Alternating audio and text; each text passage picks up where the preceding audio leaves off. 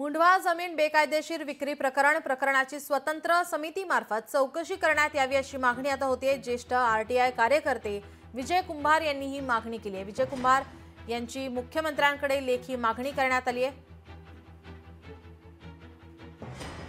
मी आज मुख्यमंत्र्यांना पत्र लिहिलेलं आहे की या संदर्भामध्ये सखोल चौकशी करावी। जे कंपनीचे लोक आहेत ते सगळे अशा व्यवहारांना जबाबदार असतात, कंपनीमार्फत केलेल्या व्यवहारांना जबाबदार असतात।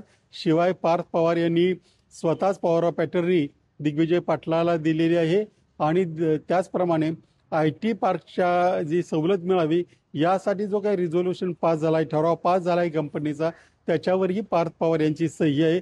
परंतु सगळे राजकीय नेते आणि अधिकारी हे सगळे मिळून या प्रकाराकडे दुर्लक्ष करतायत आणि हे प्रकरण असंच रफादफा करण्याचा प्रयत्न करतायत। म्हणून मी आज मुख्यमंत्र्यांना या सगळ्या संदर्भात एक पत्र लिहिलेलं आहे।